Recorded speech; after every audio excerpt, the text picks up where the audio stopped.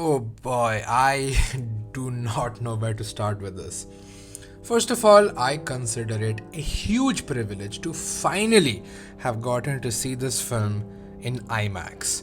It's been one of my most highly anticipated films of last year, and I am blessed to have gotten around to it. It definitely had insanely high expectations to live up to, and I gotta say, it lived up to it. It's everything I expected it to be and more, and it's genuinely one of my most cherished theatrical viewings ever, honestly. This film was highly reminiscent of these great films like The Godfather Part 2 and There Will Be Blood. It feels like this classic American epic that probably was made in the 1970s and got released in the 21st century. It really doesn't feel like it's of today's time. Its filmmaking language further proves my point, with minimal cuts and excessive long takes that do not call attention to themselves, with absolutely beautiful blocking and staging that covers several compositions in a single shot. The Oneers really immerse you into the world of the film. Shots go on for way longer than expected, which exudes complete and utter faith in one's craft. It more than successfully transported me to that time period. I was genuinely enchanted by the film. It felt as if magic was slowly unfolding in front of my very eyes. Honestly, man, I was gushing during every second of this thing.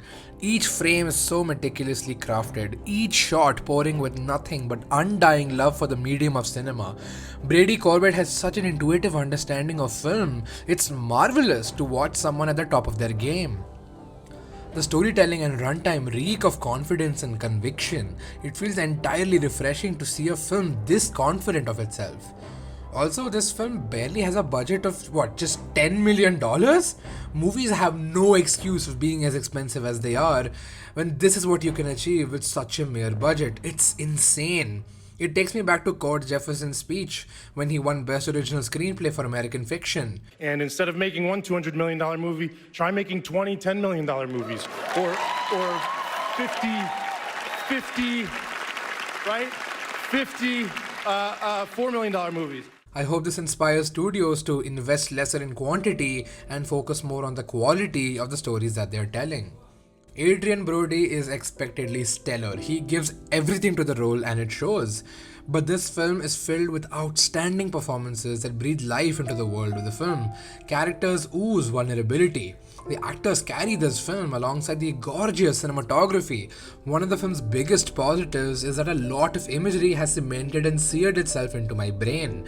The inverted Statue of Liberty, the smoking against the sparks, the time-lapse scenes, the vehicle tracking shots, and the extreme wide shots that really set in stage the larger-than-life nature and grandiosity of this tale. I completely felt the lengthy runtime, and it is in no way a bad thing.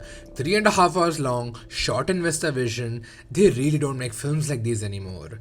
This film feels like the love child of Spielberg and Coppola, but it never comes across as a copy or a cheap imitation of those films. Instead, it feels like a sibling to those films.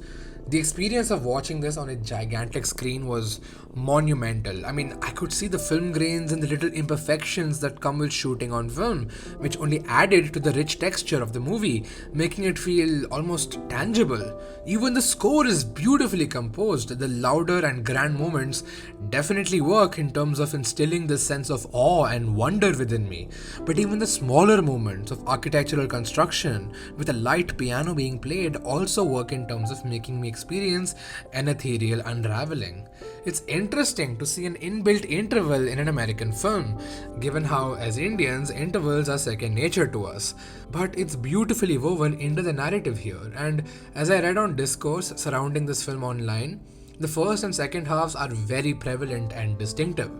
Now, while I do personally prefer the first half, I can't help but respect the second half for going places I never thought it would go, for taking big and bold creative swings and actually be unafraid to take risks without worrying about whether it will pay off or not.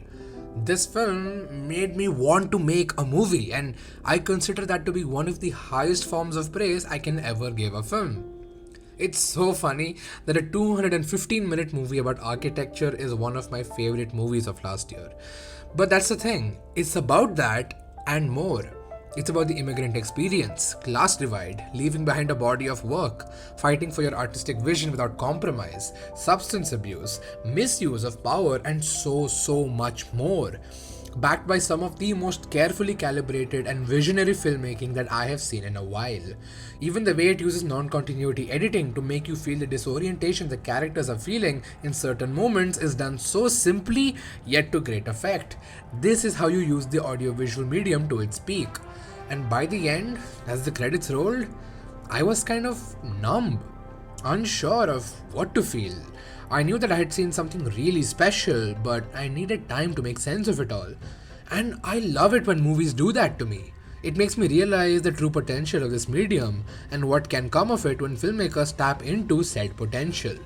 This is easily one of my favorite films of last year, and probably even one of the finest films of this decade. Thing is, there are certain great movies that are so rewatchable that you want to see them again instantly after the first watch. The Brutalist is not that kind of film. When I walked out of the cinema hall, I definitely knew that I had to see this again, but not immediately.